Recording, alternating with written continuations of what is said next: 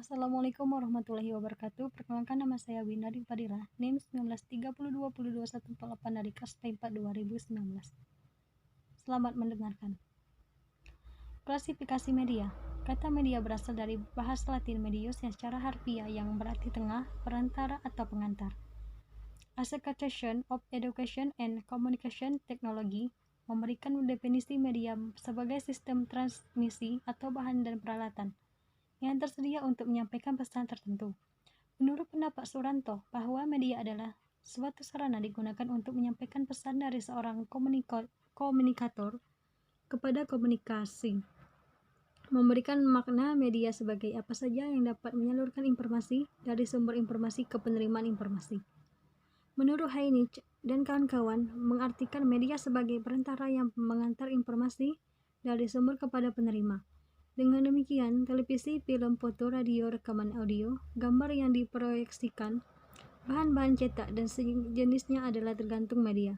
Apabila media tersebut membawa pesan-pesan atau informasi yang mengandung maksud dan tujuan pengajaran, maka media itu disebut dengan media pembelajaran.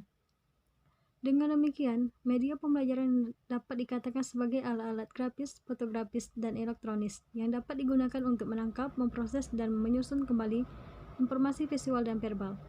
Media merupakan komunikasi sumber belajar atau bahan fisik yang mengandung materi instruksional di lingkungan siswa yang dapat merangsang siswa untuk belajar. Macam-macam media pembelajaran. Beberapa ahli menggolongkan macam-macam media pembelajaran dari sudut pandang yang berbeda. Brands membagi media menjadi 3 macam. Yang pertama yaitu media didengar atau audio.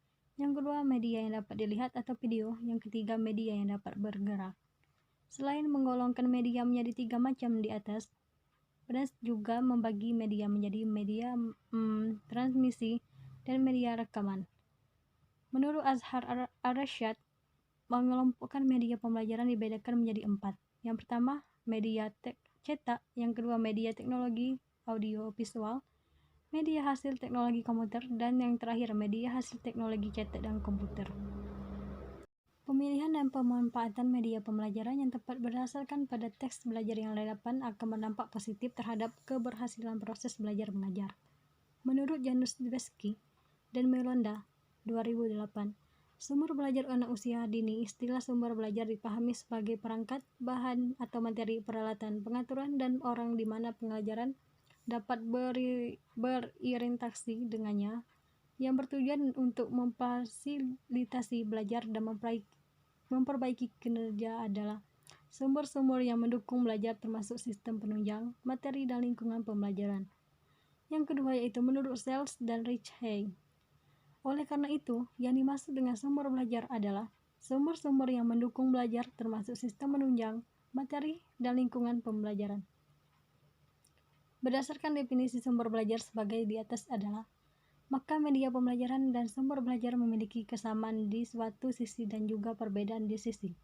Persamaannya, ketika media berfungsi sebagai sumber untuk membantu individu dalam proses pembelajaran, misalnya media video yang berisi materi atau bahan pembelajaran digunakan untuk membantu proses pembelajaran baik di dalam ruang kelas maupun di luar kelas, maka kedudukan media video tersebut sama dengan sumber belajar.